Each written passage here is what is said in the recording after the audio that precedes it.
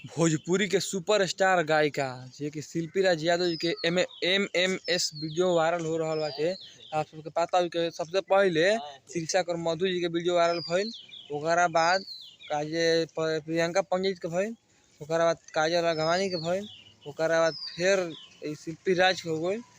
का जानी भोजपुरी काहे खातिर भोजपुरी में आइल बाड़ी से बिगाड़े खातिर, भोजपुरी के बनावे खातिर। आई उम्मीद ना रहे हो शिल्पी राज तारा से, तू ऐसा करबू।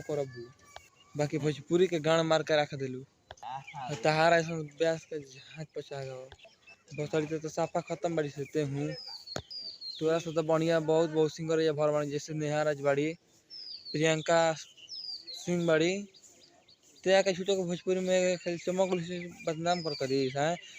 देखो भाई कान पर सुन लो, जे लोग जितना जना जगह एक से शिल्पी से गाना गवाओ तर लोग कौन जना मत गवाओ लोग। हम तो ये कहम ठीक नु, कौन जना शिल्पी से गाना मत गवाओ लोग। ई गाना गा के स्टार हो गए, स्टार हो के अब सोचते कि अब एमएमएस स्टार हो। तो भोसड़ी चल जो अलग दुनिया में, अपन दुनिया ई छोड़ी, इस दुनिया भोजपुरी इंडस्ट्री छोड़ दे और अपना दुनिया में चल जाओ। अगर बात हमारे सही लागत हो तो भाई लोग वीडियो को थोड़ा ज़्यादा शेयर करिए लोग, ऐसे कहने के आई बड़ी से भोजपुरी के महकावे खातिर ठीक नु। कहनी कि जिम्मे कोनो काम अब नहीं खे ठीक नु, आज बड़ी से भोजपुरी के बदनाम करे ठीक। और देखत रहो कुछ में देखत रहो बहुत लोग वीडियो वायरल हो जाए, बहुत लोग के देखियो। अच्छा जब भोसड़ी बना वीडियो जब जब करते बड़े तब वीडियो ना बना लेते भोसड़ी का, कहनी के दिमाग नहीं करे भोसड़ी वाली दिमाग कहाँ गुरा है।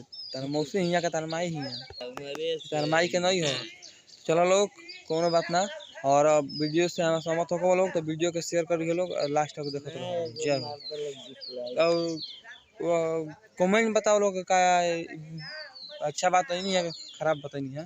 तो आप लोग कमेंट में दिल की बात बता दें जा। और तूफान न्यूज़ भोजपुरी चैनल का सब्सक्राइब करिए और सब्सक्राइब करिए।